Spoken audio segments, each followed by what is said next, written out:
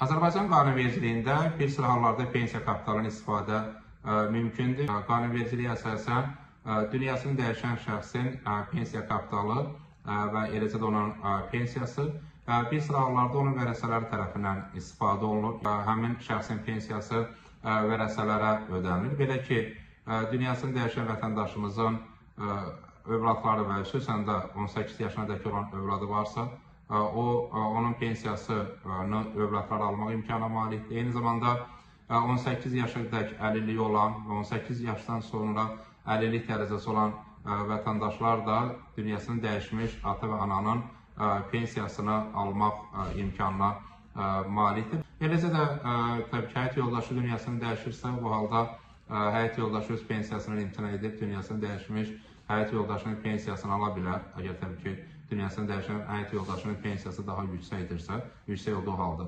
O baxımdan bir sıra hallarda dünyasını dəyişən şəxsin pensiyasından istifadə qanunvericilikdə öz əksini tapır. Bu istiqamətdə də biz qanunvericiliyin təkmilləşməsini müşahidə edirik və son dəyişikliklər də bu istiqamətdə xüsusən də pensiya təminatı aspektindən müəyyən və yeni imkanlar yaradır. Amma eyni zamanda biz Singapur, Amerika Birləşmiş Ştatları daxil olmaqla bir sıra ölkələrdə olduğu kimi pensiya kapitalından istehlak üçün istifadə imkanlarının da araşdırmasını təklif edirik. Bu təkliflərimiz Milli Məclisə büdcə müzakirələrində də təqdim olunmuşdur. Belə ki, bəzi ölkələrdə pensiya kapitalından hətta kreditlərin qaytarılması, müəyyən təsir xərclərinin ödənilməsi üçün istifadə olunur.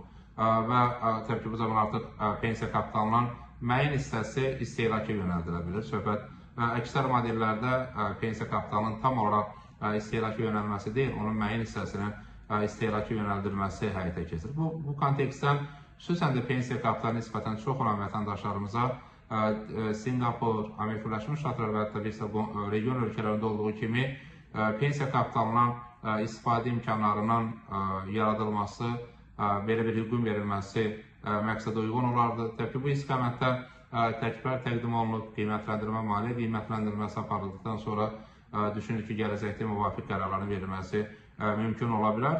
Təbii ki, xüsusən bəzi ölkələrdə minimum pensiya kapitalı ilə yanaşı orta pensiya kapitalı anlayışından istifadə olunur. Orta pensiya kapitalından çox olan, yığım olan vətəndaşlarımıza həmin kapitaldan daha tez istifadə imkanları yaradılır. Bu kontekstdən təbii ki, beynəlxalq təcrübənin öyrənilməsi və bu istiqamətdə Azərbaycan üçün uyğun istiqamətlərin, uyğun təcrübənin nəzərə alınması və ölkəmizdə də tətbiqi məqsədə uyğun olardı.